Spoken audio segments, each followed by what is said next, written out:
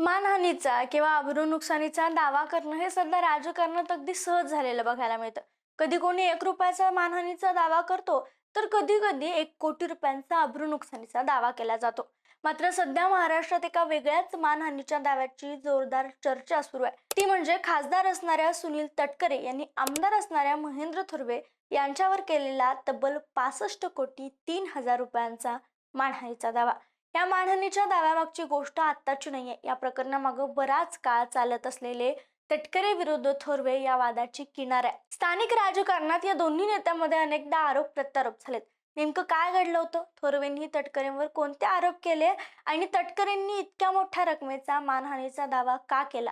चला सविस्तर बोलूयात. नमस्कार, मी संजना. कट टू कट मध्ये आपलं स्वागत. आपल्या महाराष्ट्राच्या राजकारणात पाहिलं तर आरोप प्रत्यारोपावरून अनेक मानहानीचे दावे दाखल झाल्याचं पाहायला मिळतं. उदाहरण द्यायचं झालं तर किरीट सोमय्या यांच्यावर 1,000 कोटी रुपयांचा अब्रू नुकसानीचा दावा करण्यात आला होता. तसेच नितीन गडकरी यांनी केवळ 1 रुपयांचा अब्रू नुकसानीचा दावा अंजली दमानिया यांच्यावर केला होता. आणि आता त्याच पद्धतीनं सुनील तटकरेंनी महेंद्र थोरवे यांच्या विरोधात तब्बल 65 कोटी रुपयांचा मानहानीचा दावा दाखल केला. तटकरेंनी केलेला हा दावा माणगाव येथील दिवाणी न्यायालयात दाखल करण्यात आलाय. विशेष म्हणजे या प्रक्रियेसाठी तटकरेंनी तब्बल 3 लाख रुपयांचं न्यायालयीन शुल्कही भरले.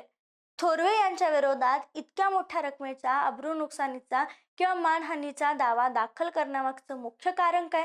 तर त्यांनी केलेले आरोप. आणि या आरोपांना किनार आहे ती म्हणजे मंगेश काळोखे हत्या प्रकरणाची. आता या प्रकरणापैकी किंवा स्थानिक राजकारणाबद्दल बोलताना महेंद्र थोरवे यांनी तटकरेंवर टीका केली होती.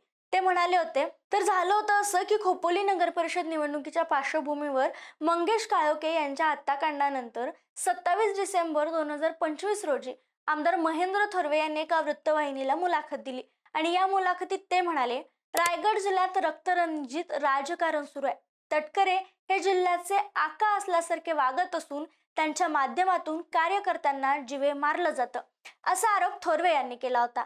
आणि मग या आरोपावरूनच आता तटकरेंनी त्यांच्यावर अब्रू नुकसानीचा मानहानीचा दावा दाखल केलाय. आता हे मंगेश काळोखे हत्या प्रकरण काय आहे हे आपल्याला थोडक्यात समजून घ्यावं लागेल. डिसेंबर महिन्यात मंगेश काळोखे यांची निर्घृण हत्या करण्यात आली. मंगेश काळोखे हे नगरसेविका असलेल्या मानसी काळोखे यांचे पती. या प्रकरणी गुन्हा दाखल करण्यात आला. नातेवाईकांनी दिलेल्या तक्रारीत काही नावांचा उल्लेख करण्यात आलाय. त्यात प्रमुख नावं होती सुधाकर घारे, भरत भगत आणि रवींद्र देवकर. आता या 3 नावांचा उल्लेख करण्यामागं काही राजकीय पार्श्वभूमी आहे. सुधाकर घारे हे अजित पवार गटाचे जिल्हाध्यक्ष होते. 2025 मध्ये त्यांची जिल्हाध्यक्षपदी नियुक्ती सुनील तटकरे यांनीच केली होती.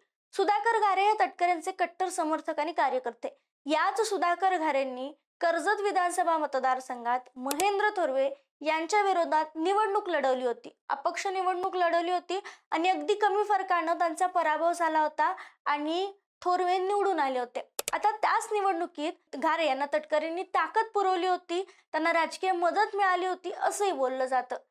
त्याच निवडणुकीत मंगेश काळोखे ज्यांची हत्या झाली आहे त्यांनी विरोधी बाजूला म्हणजेच थोरवे हे थोरवेंचे ते कट्टर कार्यकर्ते होते आणि त्यांच्या बाजूला त्यांनी मोठं लीड मिळवून देण्यात महत्वाची भूमिका बजावली होती असंही सांगितलं जातं. आता यात दुसरं आलेलं नाव म्हणजे रवींद्र देवकर. आता रवींद्र देवकर यांच्या पत्नी आहेत उर्मिला देवकर. आणि उर्मिला देवकर व मानसी काळोखे यांच्यात नगरपालिकेची निवडणूक झाली आणि या निवडणुकीत मानसी काळोखे यांनी उर्मिला देवकर यांचा 700 पेक्षा जास्त मतांनी पराभव केला. म्हणजेच काय, तर घारे यांनी विधानसभा निवडणुकीचा वचपा काढण्यासाठी आणि देवकर यांनी नगरपालिकेच्या निवडणुकीचा पराभवाचा बदला घेण्यासाठी हा कट रचला आणि मंगेश काळोखे यांच्या हत्येची सुपारी देण्यात आली अशी ही चर्चा झाली. आता या सगळ्या पार्श्वभूमीवर मुलाखतीत बोलताना महेंद्र थोरवे यांनी जे काही आरोप केलेत त्यावर हा दावा दाखल करण्यात आलाय मानहानीचा. आणि या दाव्यात तटकरेंनी काय म्हणले, तर या आरोपाचं खंडन केले तटकरेंनी आणि आपल्या 3 दशकांच्या सार्वजनिक जीवनात आपण विविध महत्वाची पदं भूषवलेत.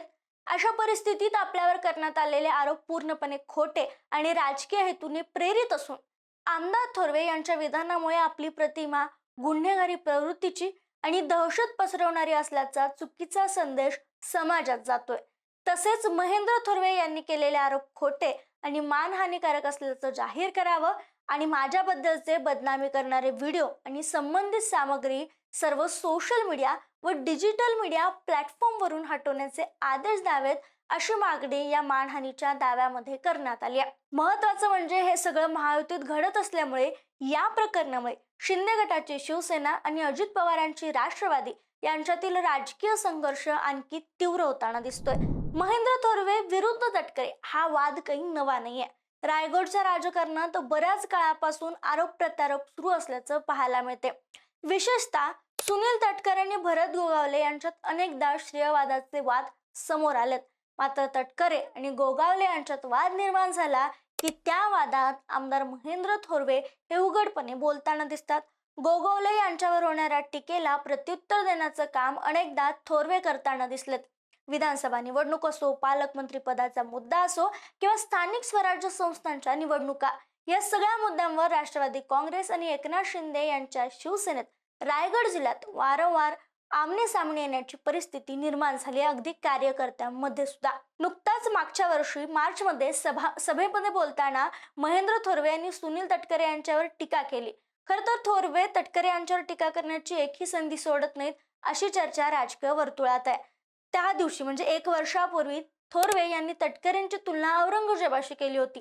तुमचा औरंगजेब हा सुतारवाडीत बसलाय असं वक्तव्य थोरवे यांनी केलं होतं. या वक्तव्याची ही चांगलीच चर्चा झाली. या वक्तव्याला सुनील तटकरे यांचे पुत्र अवधूत तटकरे यांनी जोरदार प्रत्युत्तर दिलं होतं. शिवाय या विधानाबद्दल थोरवे यांच्यावर देशद्रोहाचा गुन्हा दाखल करण्यात यावा अशी मागणी राष्ट्रवादीच्या महिला प्रवक्त्या सायली दळवी यांनी केली. त्यामुळे रायगडमध्ये किंवा महाराष्ट्रात थोरवे विरुद्ध तटकरे हा वाद वारंवार दिसून आलाय. आता हा जो मानहानीचा दावा करण्यात आलाय त्यावर हा व्हिडिओ बनवेपर्यंत तरी तटकरे किंवा थोरवे यांची प्रतिक्रिया आलेली नाहीये.